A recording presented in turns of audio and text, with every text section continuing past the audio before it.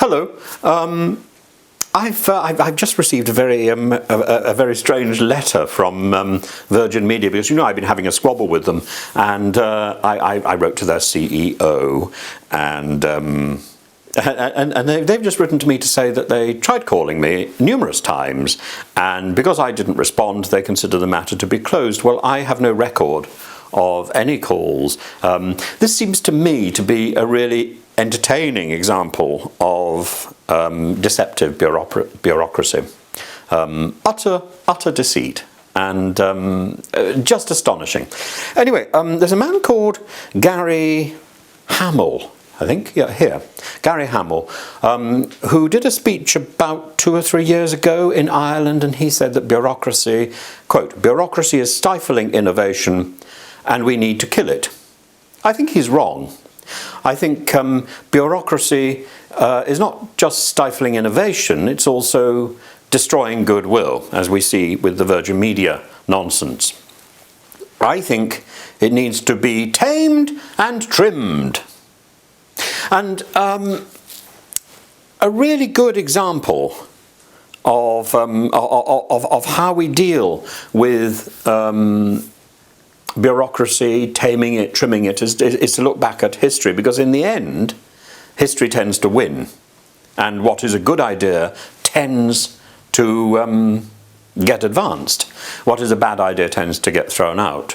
So, for example, have you ever travelled in a sedan chair?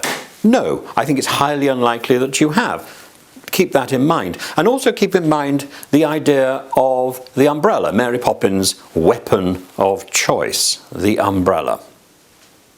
And now let's go back to history, have a history lesson about the East India Company. I find that such a fascinating development, such a fascinating period. And Clive of India, who was hauled before Parliament, and he said, "Oh, don't treat me like a sheep stealer. Give me some dignity." Well, he didn't think very much of the dignity of the Indian people as he was ransacking their country. Think of the way the East India Company did its job. It may have started off using traditional Indian bureaucracy, but very rapidly it replaced all the Indian rulers with Europeans, with British rulers. And in fact, so you can think of the time of Warren Hastings, Lord Cornwallis. The Indians were forced into very menial jobs, and even those they had to fight for, the sepoys, the pandits, and so on. All real decisions were taken in another country by the Court of Directors in London. Shameful, really. And when it all went out of control, it was nationalised under Disraeli. There were still problems about trying to get ordinary Indians to do their own jobs and to run their own civil service. Shameful. Because who knows more about India than Indians? There's a sort of self-righteousness about our provincial administration. And even into the 20th century, you've got things like the Islington and the Lee commissions tinkering with a system that was essentially wrong at its inception. Now, I think it's not necessarily right to abandon something that is broken. I think you can fix it. We can see the same actually discussions going on about Europe. In my view, bureaucracy is something that can be good, but it can also be completely twisted. One of the problems, I think, with bureaucracy is that in the boardroom and in the government, it's something which is routine and repetitive. And yet, when we, as ordinary individuals, find ourselves up against the bureaucrats, it's personal. We get letters which are routine, often form letters. We encounter evasion, which is routine. we see deceit, which is frankly infantile. It may work in the boardroom, where it is repetitive and routine, but in real life, it looks absurd. I think we've got to do something about that. I think we need to stand up against infantile bureaucracy. Not in the way, for example, of Therese Coffey, who today has stood up and said that the science gave us bad advice about testing. She's got it wrong. For every scientist who gives the advice yay, you'll find another scientist who will give the advice nay. It's not the scientists who take the decision, it's the government that takes the decision, and the government needs to shoulder that responsibility and accept failure where failure has happened. But failure goes back a long way. If you want to look at the current crisis, we need to look at the fact that we haven't really been innovating and investing in proper science for a long time.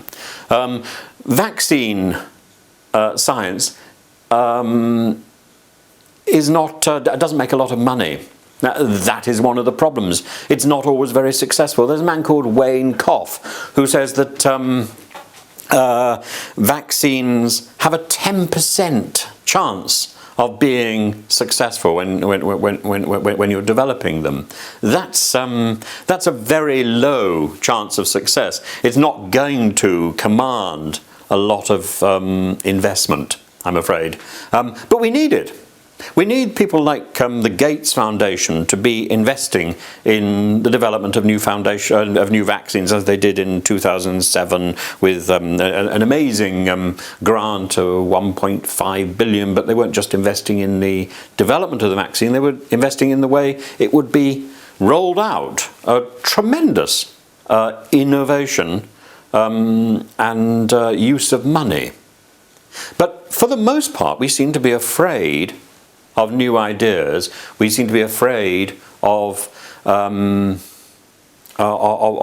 innovating. Part of that is because of the rise of the quangos and this use of bureaucracy to delay and to muddy the waters and not to take decisions. We see an excellent example of that, by the way, in the way that PPE, the provision of proper PPE recently, was delayed by the bureaucrats, by the quangos.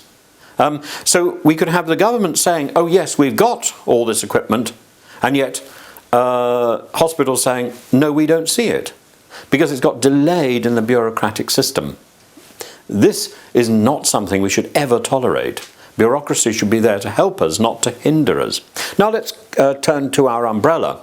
Because the umbrella, that great symbol of Britishness, was invented in France and brought over by a man called Jonas Hanway. And Jonas Hanway was mocked for his umbrella. Why? Because it threatened the trade of the sedan and the cabbie industry. Because when it started to rain, people would leap for transport. But not anymore. Now they could just hoist their umbrella and they would be protected from the downpour. Question is, have you ever travelled? Do you see any sedan chairs today? No. You see, in the long run of history, bad ideas actually disappear. Good ideas remain. But today, things are moving so fast, we need to do things to stimulate innovation. We can't just rely on the fact that history is going to eventually get it right. We need to be getting it right now. So we need to be embracing our own umbrella. We need to be embracing our own mistakes. We need to be learning from these mistakes, and we also need to be investing in things which aren't necessarily going to make a lot of money immediately, because we can't be caught on the back foot so badly again by, let's say, another pandemic. It just doesn't make any sense. Anyway, there we are.